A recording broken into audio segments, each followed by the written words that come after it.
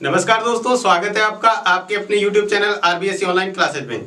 अपन बात कर रहे थे आपके विज्ञान विषय के दूसरे चैप्टर के बारे में, यानी मानव तंत्र के बारे में, जिसमें अपने सबसे पहला तंत्र चल रहा था पाचन तंत्र, जिसमें अपने कुछ भाग पहले पढ़ लिया था। इसका पहला भाग, अगर आपने वो पहला भाग नहीं देखा है तो वो जरूर देखिएगा, ताकि आपको ये आगे वाला भाग आसानी से समझ में आ जाए। तो देखते हैं इसका दूसरा भाग, जिसमें अपने पढ़ रहे थे पाचन तंत्र के अंग, उसके बारे में पढ़ रहे थे। तो अपने पढ़ लिया था मुख, ग्रसनी और ग्रास नली। इसके बाद में इसका चौथा जो भाग अंग है वो क्या है? आमाशय। यानी मुख के बारे में अपने पढ़ लिया था, ग्रसनी और ग्रास नली के बारे में अपने पढ़ लिया था। इसका अगला भाग है जो है आमाशय। ठीक है, आपने जो चित्र के अंदर देखा था, आपको ये जो चित्र दिखाई दे रहा है, इसके अंदर अपन क्या है? आमाशय। देखो कौन सा भाग है? ये वाला भाग है जो आमाशय है। अब देखो इसके अंदर अपन बात करते हैं आमाशय के बारे में क्या पढ़ना है।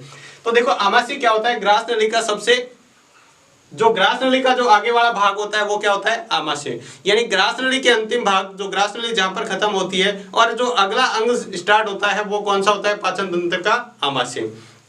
बात करें इसके बारे में तो ये अक्सर कैसे दिखाई देता है? ये इस तरह से दिखाई देता है, जैसे ये आमाशय का चित्र है। ये कैसे दिखाई दे रहा है? जैसे अपन अंग्रेजी का अक्षर लिखते हैं जे, उसकी तरह दिखाई देता है। तो इसकी आकृति जे जैसी होती है। ठीक है, और बात करें अपने पाचन तंत्र की, तो पाचन तंत्र का सबसे चौड़ा भाग यही होता है। आमाशय क्या होता है? सबसे चौड़ा भाग। ठीक है, उसके बाद में बात करें इसकी संरचना जे जैसी होती है, और ये डायफ्राम के नीचे कहां पर? उदर गुहा के बाईं ओर स्थित होता है। ठीक है, ये क्या होता है? ये एक तो होता है अपने डायफ्राम यानी फेफड़ों या फुफ्फुस के नीचे स्थित होता है, डायफ्राम के नीचे। और उदर गुहा में यानी पेट के अंदर कौन सी साइड होता है? ये बात करें तो बाईं दिशा में। कौन सी तरफ होता है? जैसे इधर खड़े हैं तो ये बाईं वाली दिशा, यानी इस दिशा में आपके क्या होता है? आमाशय होता है। ठीक है, यह क्या होता है? अपन जब भोजन करते हैं, ठीक है, तो ये भोजन को क्या कर लेता है? एक आमाशय के अंदर भोजन आकर इकट्ठा होता रहता है, फिर धीरे धीरे उसका पाचन होता है। तो ये क्या करता है? 1 से 3 लीटर भोजन तक क्या कर सकता है? इसको स्टोर करके रख सकता है। ठीक है, उसके बाद में अपन बात करें आमाशय को क्या है? 3 भागों में अलग अलग बांटा गया है। आमाशय को 3 अलग अलग भागों में बांटा गया है। कौन कौन से? एक तो होता है जठरगम भाग, दूसरा होता है जठर निर्गमी भाग, और तीसरा होता है फंडिस भाग। अब देखते हैं जठरगम भाग कौन सा होता है। जो सबसे ऊपर वाला भाग होता है ये होता है जठरगम भाग। कौन सा होता है? जठरगम भाग। ठीक है, दूसरा देखो कौन सा है? यानी जहां से क्या होता है? आमाशय किससे जुड़ा हुआ होता है? ग्रास नली से जुड़ा होता है, उस भाग को कहते हैं जठरगम भाग। और जहां पर ये क्या होता है? छोटी आंत से जुड़ा होता है, उसको कहते हैं जठर निर्गम भाग। जठर निर्गमी भाग, जहां से आमाशय से नीचे वाला इसका अंतिम हिस्सा होता है। और ये जो बीच वाला भाग है ये कहलाता है फंडिस। क्या कहलाता है? फंडिस भाग। ठीक है, तो जो भाग आमाशय का किससे जुड़ा होता है? ग्रास नली से, उसे कहते हैं जठरगम भाग। और जो छोटी आंत से जुड़ा होता है, यानी आमाशय का अंतिम सिरा जो छोटी आंत से जुड़ा होता है, उसको कहते हैं जठर निर्गमी भाग। और जो अंतिम भाग है इसका, अंतिम और प्रारंभिक भाग के बीच का जो हिस्सा है, यानी आमाशय के बीच का हिस्सा होता है, वो होता है फंडिस भाग। तो ये था आपके आमाशय के बारे में। इसके बाद देखते हैं पाचन तंत्र का अगला जो अंग है वो है छोटी आंत।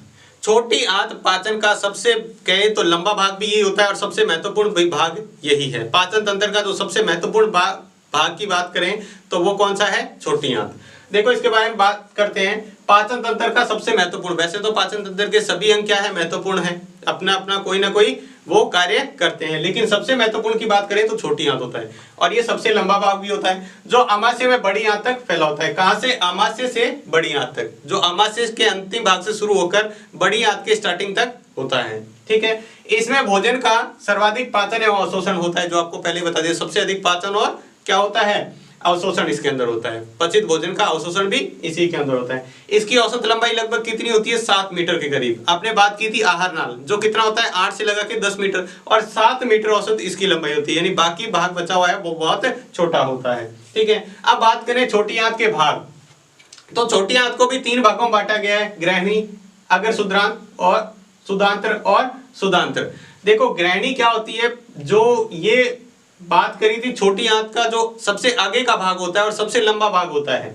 ग्रहणी क्या होती है? सबसे आगे का और सबसे लंबा भाग ये होता है ग्रहणी। ठीक है, उसके बाद उसका बीच का जो भाग है वो क्या कहलाता है? अगर सुद्रांत, सुदांत्र। और लास्ट वाला भाग जो अंतिम भाग किससे जुड़ा होता है? बड़ी आंत से, वो कहलाता है सुदांत्र। ग्रहणी और सुदांत्र के बीच का भाग होता है अगर सुदांत्र। अब देखो ग्रहणी के अंदर क्या होता है? ग्रहणी के अंदर जो भोजन है कुछ रसायनों द्वारा इसका पाचन होता है। उसके बाद में अपन बात करें अगर सुदांतर की, तो अगर सुदांतर में क्या होता है, एक आंतर कोशिकाएं होती है, विशेष कोशिकाएं होती है जिसको कहते हैं आंतर कोशिका। ये बहुत सारी कोशिकाएं मिलकर क्या करती है, जो भोजन पचित भोजन है उसका अवशोषण यहाँ पर किया जाता है। तो सर्वाधिक अवशोषण किसके अंदर होता है, अगर सुदांतर के अंदर होता है। छोटी आंत का जो बीच का भाग होता है वो होता है अगर सुदांतर, जिसके अंदर क्या होता है, अंतर कोशिकाएं पाई जाती है जो क्या करती है, भोजन का अवशोषण करती है।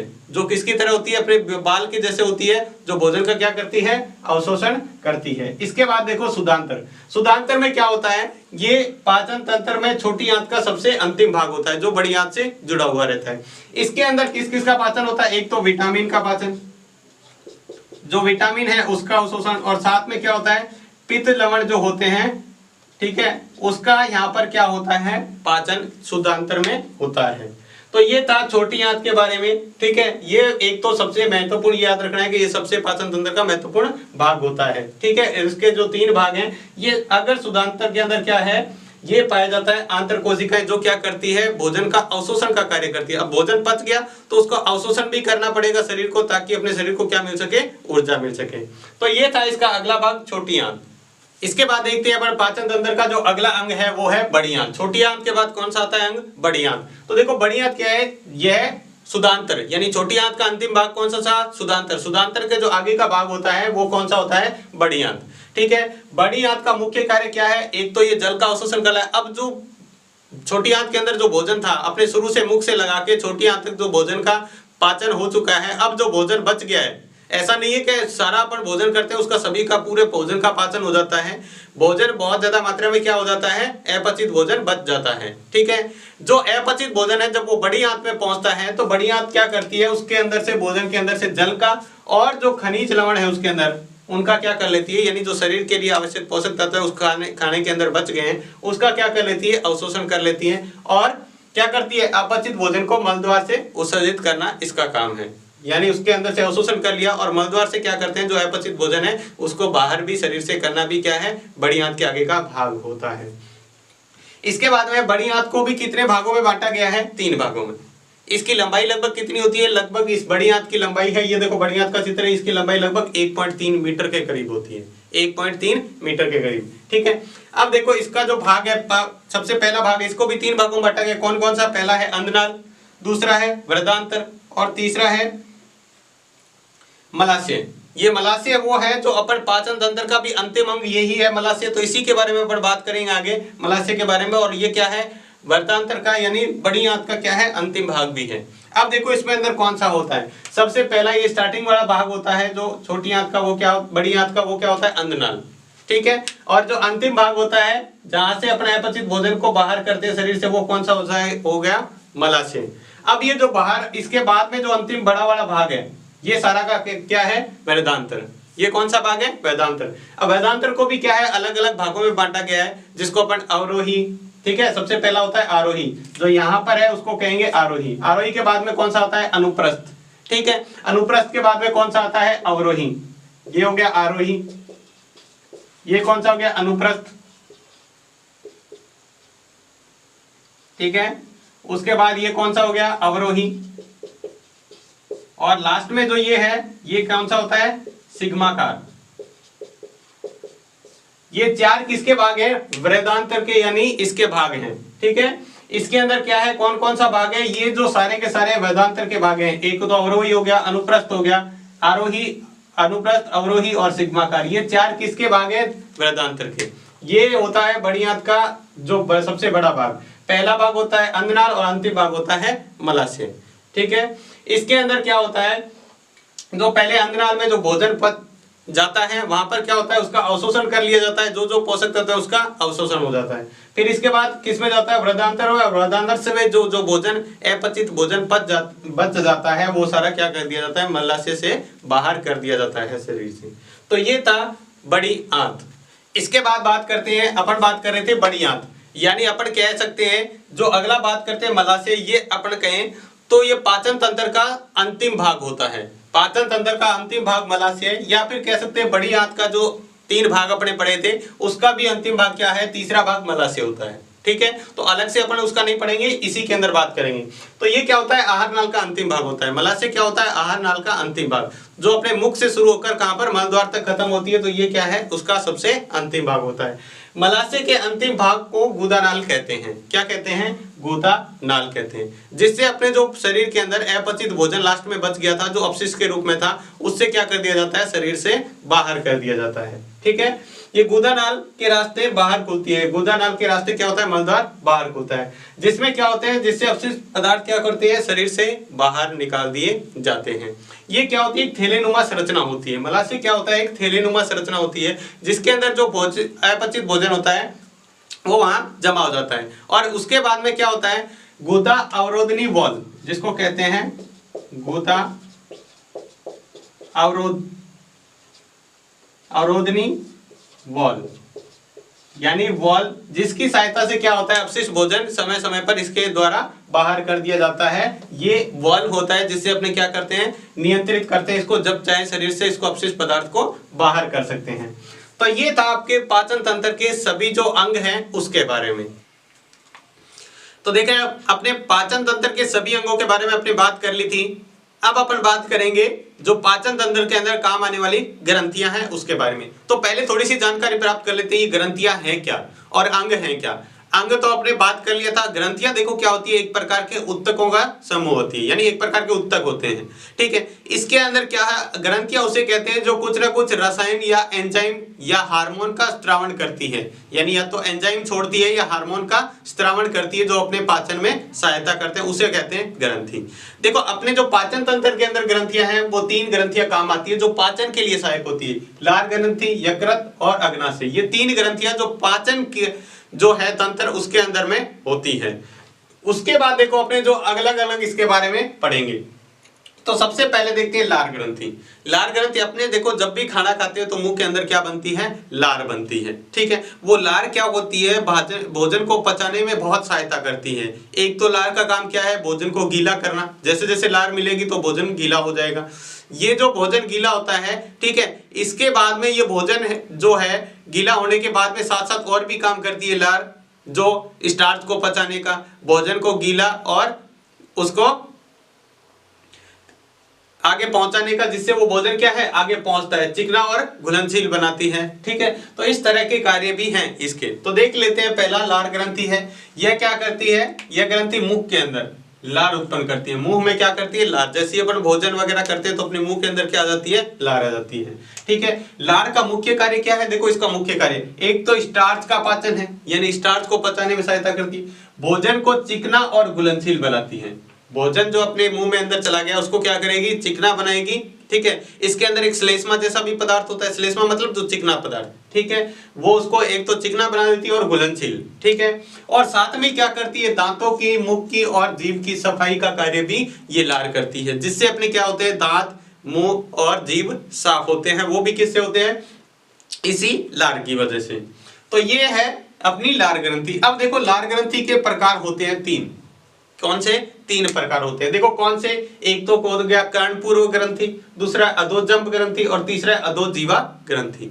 ठीक है, देखो कर्णपूर्व का मतलब क्या होता है, अपने कान के पास में, यहाँ पर भी क्या है, कान के थोड़ा सा नीचे यहाँ पे बात करें तो यहाँ पर क्या है, एक इसका स्त्रावण होता है अंदर की तरफ, यानी गाल के पीछे अंदर की तरफ स्त्रावण होता है, कान के नीचे तो कर्णपूर्व। ठीक है, इसलिए कहते हैं इसको कर्णपूर्व। यहाँ से भी लार ग्रंथि यानी लार स्त्रावित करती है। दूसरा है अधोजंब, यानी जबड़े के यहाँ नीचे बात करें तो यहाँ जबड़े के नीचे यहाँ पे बात करें तो यहाँ पर जो एक और यहाँ पर भी लार स्त्रावित होती है। और तीसरा है अधोजीवा, यानी जीवा के नीचे पीछे के भाग में भी 3 जगह पर ये लार ग्रंथि क्या करती है, लार स्त्रावित करती है, इसलिए इसको 3 अलग अलग प्रकार से बांट दिया है। इसके बाद जो अगला देखते हैं वो है अग्नाशय। इसके बाद अगली ग्रंथि कौन सी है, अग्नाशय ग्रंथि। अग्नाशय ग्रंथि में क्या है कि आपने बात करें तो ये एक मिश्रित ग्रंथि है। अब यहाँ थोड़ी सी जानकारी प्राप्त कर लेते हैं, मिश्रित ग्रंथि क्या होती है। पहले आपने इस सिलेबस में इस बार तो हटा दिया है, पहले यहाँ पर सिलेबस में था आपकी ग्रंथियां भी। तो मिश्रित ग्रंथि एक प्रकार की अंतःस्रावी ग्रंथि होती है, एक बहिस्रावी। अंतःस्रावी ग्रंथियां किसे कहते हैं, जो ग्रंथियां अपने एंजाइम या हार्मोन का स्त्रावण रक्त के अंदर करती है। हार्मोन के अंदर जो हार्मोन या एंजाइम का स्त्रावण किसके अंदर कर देती है, जो अपने हार्मोन या एंजाइम है वो रक्त के अंदर घुल जाते हैं और फिर रक्त से पूरे अंगों तक पहुंचते हैं, वो तो होते हैं अंतःस्रावी ग्रंथि। और बहिःस्रावी ग्रंथियां भी बात करेंगे। बहिःस्रावी ग्रंथियां वो होती है जो क्या है, अपने एंजाइम या हार्मोन का स्त्रावण अपनी खुद की नलिकाओं से करते हैं, वो रक्त में नहीं मिलता है, ठीक है, वो सिर्फ वहीं तक सीमित रहता है, उनकी खुद की नलियां होती है जिससे वो जहां पहुंचाना होता है वहां अंग तक पहुंचा देते हैं। तो दो प्रकार की ग्रंथि होती है, अंतःस्रावी और बहिःस्रावी। कुछ अंतःस्रावी होती है सिर्फ, कुछ सिर्फ बहिःस्रावी होती है, कुछ दोनों ही मिक्स होती है, जो अंतःस्रावी का भी काम करती है, बहिःस्रावी का भी काम करती है। तो देखो यहाँ पर अपने बात की मिश्रित ग्रंथि है, मतलब अंत्य और बहि दोनों स्रावी ग्रंथि है। जो अंतःस्रावी हार्मोन, देखो अंतःस्रावी में कौन कौन से, इंसुलिन हार्मोन और ग्लूकेगॉन, दो तरह के अंतःस्रावी ग्रंथि के रूप में दो हार्मोन स्रावित करती है, एक तो इंसुलिन और दूसरा ग्लूकेगॉन। वही बहिःस्रावी के रूप में कौन सा है, अग्नाशयी रस। इस अग्नाशयी रस के अंदर अलग अलग प्रकार के एंजाइम पाए जाते हैं। आगे अपन जब पाचन की प्रक्रिया पढ़ेंगे तब इसमें पढ़ेंगे अग्नाशयी रस में क्या है, अलग अलग एंजाइम पाए जाते हैं का स्त्रावण करती है। ये एक अंतःस्रावी के रूप में इस हार्मोन का और बहिःस्रावी के रूप में अग्नाशयी रस का स्त्रावण करती है, यानी छोड़ती है। आगे है, इस ग्रंथि द्वारा स्त्रावित एंजाइम प्रोटीन, कार्बोहाइड्रेट और वसा का पाचन करते हैं। इस एंजाइम जो अग्नाशयी रस है ये किस किस में, इसके अंदर जो अलग अलग एंजाइम होते हैं वो प्रोटीन को बचाने में, कार्बोहाइड्रेट को बचाने में और वसा को बचाने में मदद करते हैं। उसके बाद है जो इंसुलिन और ग्लूकेगॉन, ये दोनों हार्मोन आपस में मिलकर क्या करते हैं, अपने रक्त के अंदर शुगर को यानी शर्करा को कंट्रोल करते हैं, नियंत्रित करते हैं। आपने कहते हैं ना किसी को शुगर हो गया है, ठीक है, तो वो किस वजह से होता है, अपने रक्त में जो शुगर यानी इसकी शर्करा की मात्रा या तो बढ़ जाती है या कम हो जाती है, ठीक है। तो अगर इसकी शुगर की मात्रा बढ़ जाती है तो उसके लिए अपन क्या करते हैं, इंसुलिन ये उसको नियंत्रित करता है, ठीक है। रक्त में जो शर्करा को नियंत्रित करता है वो कौन सा है, इंसुलिन और ग्लूकेगॉन। कई बार अपन देखते हैं व्यक्ति क्या करता है, जब उसको शुगर की बीमारी हो जाती है यानी शुगर की मात्रा उसके ब्लड में ज्यादा बढ़ जाती है, शर्करा की मात्रा, तो फिर वो क्या करता है, इंसुलिन के इंजेक्शन भी लेते हैं। वो किस लिए, अपने रक्त में जो शुगर की मात्रा को कम करने के लिए, ठीक है। तो ये जो बीमारी होती है उसके लिए क्या है, इंसुलिन और ग्लूकेगॉन काम करता है। ये काम करना कम कर देता है, पूरी तरह से उसको नियंत्रित नहीं कर पाता है, इस वजह से शुगर हो सकता है। तो ये था इसके बारे में पाचन ग्रंथि दो। इसके बाद देखते हैं अगली तीसरी और अंतिम ग्रंथि है यकृत। देखो तीन ग्रंथियां, एक लार ग्रंथि, अग्नाशयी ग्रंथि और तीसरी कौन सी है, यकृत ग्रंथि। तीन ग्रंथियां हैं। देखो यह अगर मानव शरीर की बात करें तो सबसे बड़ी ग्रंथि कौन सी है, तो सबसे बड़ी ग्रंथि होती है यकृत ग्रंथि। कौन सी होती है, यकृत। जो आपने देखा होगा कुछ इस तरह का इसका चित्र होता है, कुछ इस तरह से, ठीक है। इसके नीचे यहां पर अग्नाशय होता है, यहां से क्या होता है, अग्नाशय, सॉरी यहां होता है आमाशय, ठीक है। इसके नीचे अग्नाशय यहां पर होता है। तो ये देखो यहां पर ये है यकृत, इस तरह की त्रिभुज के आकार का होता है। कौन से आकार का, त्रिभुज के आकार का यकृत होता है, ठीक है। इसकी बात करें तो ये सबसे बड़ी और सबसे महत्वपूर्ण ग्रंथि है, ठीक है। इसका अधिकतम वजन बाईं ओर होता है। देखो अधिकतम वजन बड़ा इस साइड में है तो वजन सारा कहां होगा, इस साइड में ही होगा, ठीक है। इसमें यकृत पल्लिकाएं पाई जाती है। अब बात करें यकृत पल्लिकाएं क्या होती है, तो इसमें लगभग 1 लाख के करीब छोटी छोटी कोशिकाओं से निर्मित होता है, जिसको अपन कहते हैं कौन से आकार की, षटकोणीय। कौन से, षटकोणीय, षटकोणीय आकार की कोशिकाएं पाई जाती है, यानी क्रियात्मक और संरचनात्मक इकाई पाई जाती है, ठीक है। जिससे ये कम से मिलकर बना होता है, जिसको अपन कहते हैं यकृत पल्लिकाएं कहते हैं। क्या कहते हैं, यकृत पल्लिकाएं कहते हैं, ठीक है। यह ग्रंथि पित्त का निर्माण करती है। किसका निर्माण करती है, यह ग्रंथि पित्त का निर्माण यानी पित्त लवण का निर्माण करती है, क्योंकि इसके पास में क्या पाया जाता है, पित्ताशय, जो क्या करता है, पित्त लवण का निर्माण करता है। तो ये थी आपकी पाचन तंत्र के सभी अंग और ग्रंथियां। अब अपन पढ़ेंगे पाचन तंत्र की प्रक्रिया यानी पाचन होता कैसे है उसके बारे में। तो पाचन अंगों और ग्रंथियों के बाद में अब देखते हैं अपने जो शरीर के अंदर पाचन होता कैसे है पाचन तंत्र द्वारा। तो देखते हैं ये पाचन तंत्र का जो चित्र है, इसके अनुसार अपन समझेंगे तो आपको आसानी से समझ में आ जाएगा। तो देखते हैं सबसे पहले भोजन का पाचन। तो आपको पता है भोजन का पाचन किस तरह से होता है, अपने जो शरीर के अंग हैं और ग्रंथियां हैं वो मिलकर बहुत सारे एंजाइमों का स्त्रावण करती हैं, ठीक है। जिससे अपने क्या है, अलग अलग एंजाइम जो होते हैं वो अलग अलग भोजन के घटक होते हैं उनको पचाते हैं। तो सबसे पहला जो भाग होता है पाचन तंत्र का, आपने पढ़ा था, ये है मुख, यानी सबसे पहला भाग होता है मुख। सबसे देखो इसमें क्या करते हैं, आहार नाल में विभिन्न अंग तथा ग्रंथियां स्त्रावित एंजाइम भोजन के पाचक तत्वों को सरलीकृत करती है, यानी जल के साथ उसको अपघटित करके उसको सरलीकृत करती हैं। पाचन कार्य में प्रयुक्त होने वाले प्रमुख एंजाइम, पहले अपन इसको देख लेते हैं फिर अपन चित्र से समझेंगे। तो देखो कार्बोहाइड्रेट का पाचन कौन करता है? एमिलेज, माल्टेज और सुक्रेज। ये क्या करते हैं?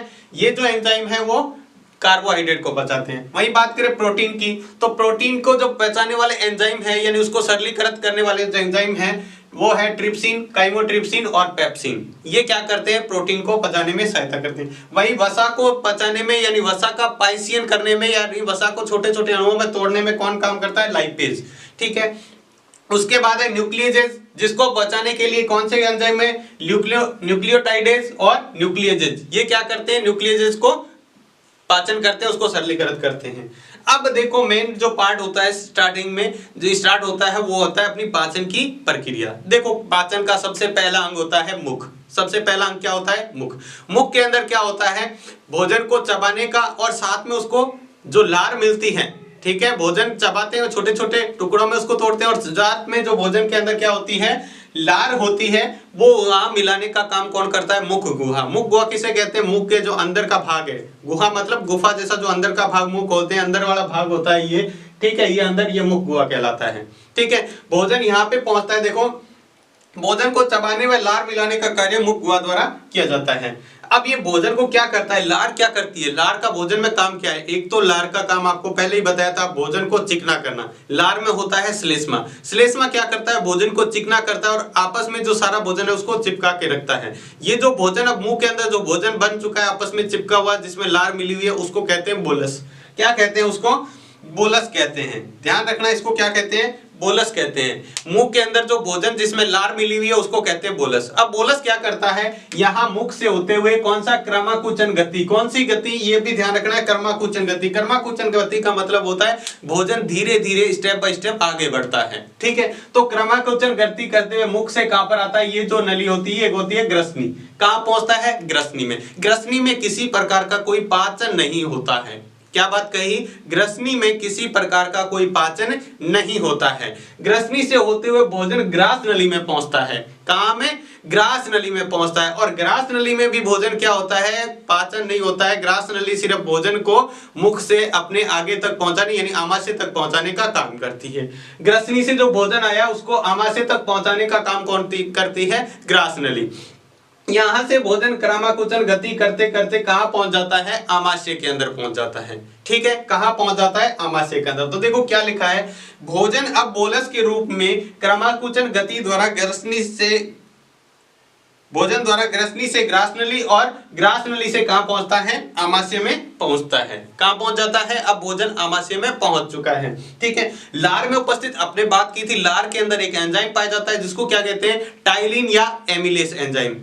क्या नाम होता है? टाइलिन या एमिलेस एंजाइम। ये जो एंजाइम होता है जिसको टाइलिन या एमिलेस एंजाइम कहते हैं, ये किसको पचाने में सहायता करता है? स्टार्च। स्टार्च यानी कार्बोहाइड्रेट का।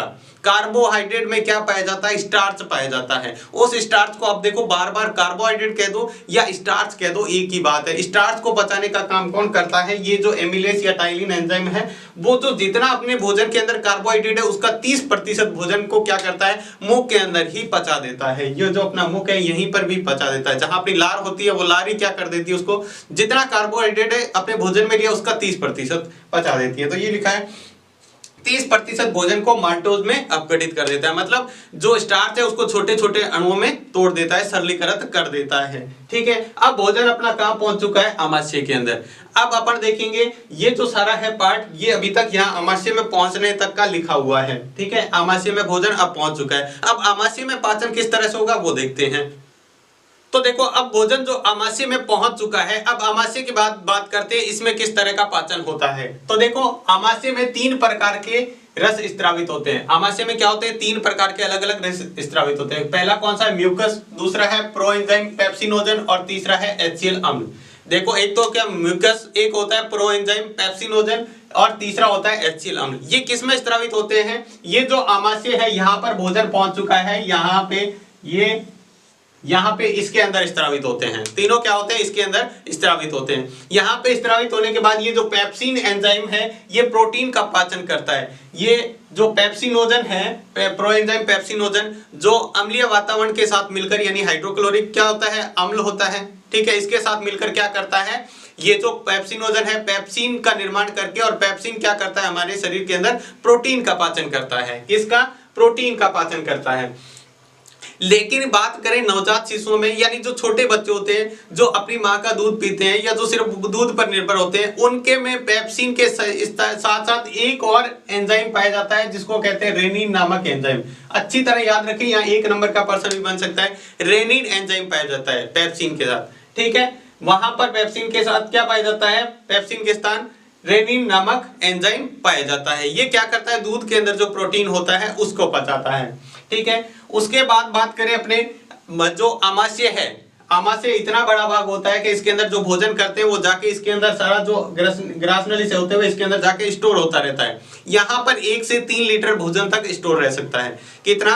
1 लीटर से लगाकर 3 लीटर तक भोजन इसके अंदर आमाशय के अंदर रह सकता है। उसके बाद बात करें यहाँ पर क्या है, भोजन काफी देर तक, बात करें लगभग कुछ घंटों तक, यानी कुछ समय तक पड़ा रहता है, कुछ घंटों तक यहाँ पर पड़ा रहता है। फिर यहाँ से क्या होता है, ये फिर जठर रस में से साथ मिलकर ये जो भोजन है यहाँ से जठर रस स्त्रावित होकर यहाँ पर ये क्या होता है, आपस में मांसपेशियों के संकुचन से इसके अंदर क्या मिलता है? जठर रस मिलता है। क्या मिलता है? जठर रस। जिस भोजन में जठर रस मिल जाता है फिर वो भोजन उसके बाद में वो क्या कहलाता है? काइम कहलाता है। क्या कहलाता है? ये जो भोजन इसमें मिलने के बाद में क्या कहलाता है? भोजन काइम कहलाता है। क्या कहलाता है? काइम। पहले देखो अपने भोजन के अंदर जब लार मिलती है जिससे जो भोजन बनता है उसको अपन बोलस कहते हैं। क्या कहते हैं? बोलस। लेकिन यहाँ पर आप भोजन को क्या कहेंगे? जो इसके अंदर आमाशय के अंदर काइम कहेंगे, ठीक है। काइम का निर्माण करता है। आमाशय से भोजन छोटी आंत में पहुंचता है। अब आमाशय में जितना पाचन होना था, इस 3 जो रस स्त्रावित हुए थे, इन तीनों से जो पाचन हुआ उसके बाद आमाशय से किस में पहुंचता है? ये जो अंदर वाला भाग है ये वाला, ये छोटी आंत है। ये क्या है? ये छोटी आंत है, बीच वाला भाग। ये क्या है? छोटी आंत है, ठीक है। इसके अंदर पहुंच चुके हैं। शरीर का सबसे महत्वपूर्ण पाचन का भाग कौन सा होता है? छोटी आंत। कौन सा होता है? छोटी आंत। जो भोजन का सबसे अधिक पाचन भी किसी के अंदर होता है? छोटी आंत के अंदर। इसीलिए ये सबसे महत्वपूर्ण भाग है। ये जो छोटी आंत है, आपको पता है छोटी आंत के 3 भाग पड़े थे अपने। छोटी आंत के 3, एक ग्रहणी, एक अग्र सुदांतर और एक सुदांतर, ठीक है। ये 3 भाग है। लेकिन सबसे पहला भाग होता है ग्रहणी। तो भोजन कहां पे पहुंचेगा इसके बाद? ग्रहणी में। और सबसे अधिक पाचन भी किसके अंदर होता है? ग्रहणी के अंदर होता है। सर्वाधिक बात करें पाचन ग्रहणी में होता है। सर्वाधिक पाचन किस में होता है? ग्रहणी में। यहाँ पर क्या है? 3 प्रकार के रस स्त्रावित होते हैं। यहाँ पर भी 3 रस, देखो आमाशय के अंदर भी 3 रस थे। कौन सा? म्यूकस, प्रोएंजाइम, पेप्सिनोजन और HCl अम्ल। यहाँ पर ग्रहणी में भी 3 रस। कौन से? एक तो अग्नाशयी रस, ठीक है, जो किसके द्वारा होता है? अग्नाशयी ग्रंथि द्वारा। ये होता है पित्त लवण, ठीक है, पित्ताशय द्वारा। और तीसरा होता है आंतरस, ठीक है। ये तीनों रस कहां पर स्त्रावित होते हैं? ग्रहणी के अंदर, जो अलग अलग जिसमें एंजाइम पाए जाते हैं। इन रसों के अंदर क्या होते हैं? अलग अलग एंजाइम पाए जाते हैं जो अलग अलग पोषक तत्वों को पचाते हैं। अब भोजन का लगभग पाचन सभी का हो चुका है। जितना भोजन का पाचन होना था छोटी आंत तक उसका पाचन होता है। छोटी आंत के बाद में जो सुदांत ग्रहणी होती है, छोटी आंत का जो पहला भाग ग्रहणी होता है, वहीं तक भोजन का पाचन होता है। अब जो छोटी आंत के 2 भाग बच गए हैं, कौन सा? अग्र सुदांतर और सुदांतर। ये क्या करते हैं? ये करते हैं जो पचे हुए भोजन का अवशोषण करते हैं, क्योंकि अपने भोजन को तो अवशोषण चाहिए ना, उससे ऊर्जा में चाहिए। तो वो जो भोजन बच गया था उसका करते हैं अवशोषण। अवशोषण करने के बाद में कई कोशिकाओं द्वारा वो क्या खिला दिए जाते हैं? रक्त के अंदर मिला दिए जाते हैं। जो अपना रुधिर होता है, रक्त, उसके अंदर मिल जाता है। फिर वो जो रक्त के अंदर भोजन है वो शरीर के सभी अंगों तक पहुंच जाता है। क्योंकि अपना भोजन है, शरीर के सभी अंगों तक जाता है, तो भोजन भी वहां तक पहुंचा दिया जाता है, ठीक है। अब जो पित्त वसा था, जो पित्त लवण था, वो क्या करता है? वसा का पाइसियन करता है। ये बात आपको देखो कई बच्चों को समझ में नहीं है। पाइसियन का मतलब क्या होता है? मतलब वसा को छोटे छोटे टुकड़ों में तोड़कर सरलीकृत करना। ये जो पित्त क्या करता है? वसा को छोटे, मतलब वसा क्या होती है? पहले जटिल पदार्थ होता है, उसको छोटे छोटे सरल पदार्थों में तोड़ना पाइसियन कहलाता है, ठीक है।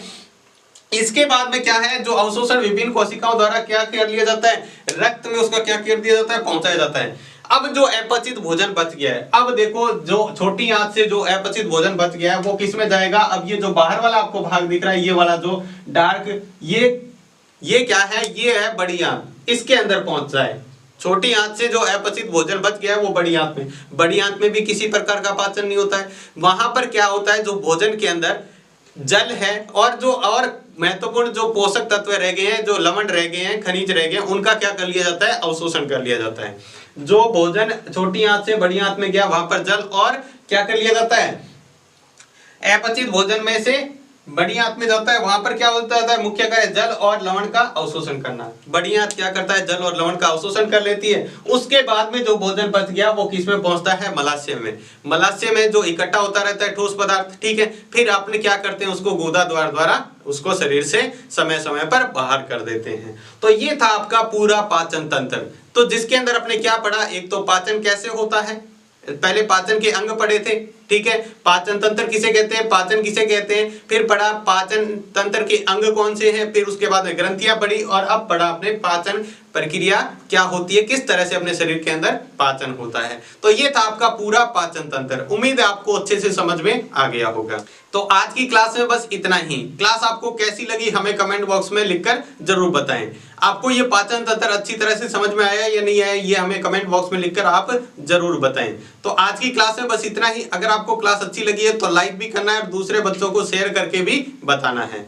तो आज की क्लास में बस इतना ही। धन्यवाद।